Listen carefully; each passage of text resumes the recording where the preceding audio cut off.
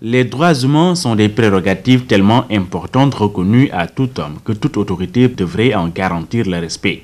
Les droits de l'homme constituent sans conteste un outil efficace d'analyse du développement.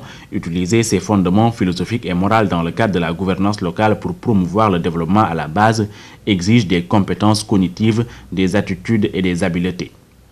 Faire une formation sur les droits humains revient à revisiter en quoi ces droits humains sont promus à travers les textes de la décentralisation. Sans les compétences requises, il sera difficile de mettre en œuvre correctement en espérant avoir des résultats de développement. C'est donc vraiment tout le sens qu'on donne à cette session de formation qui adresse une thématique extrêmement importante, les droits humains corrélés à la citoyenneté. Au terme de l'atelier, les participants sont en mesure d'appliquer convenablement les concepts des droits humains dans un espace territorial sous le sceau de la citoyenneté. Aussi, cet atelier leur a permis, au-delà de la meilleure compréhension des enjeux des droits humains, de mieux saisir les interrelations dans le sens d'un développement local durable. Nous comptons renforcer davantage la planification et la budgétisation dans les affaires locales au Sénégal.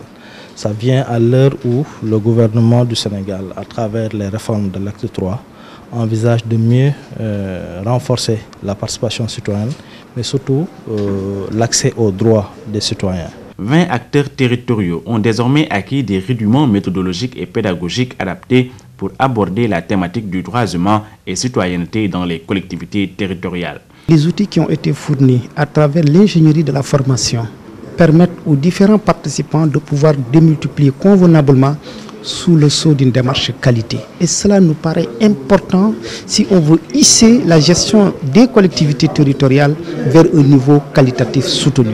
Cette session, cofinancée par OSIWA et le PNDL et mise en œuvre par l'ONG ENDA ECOPOB, a enregistré la participation du projet GELD et du mouvement citoyen où déjà 75 collectivités territoriales sont enrôlées, une avancée significative dans la promotion des outils de la participation citoyenne dans la gestion des affaires locales.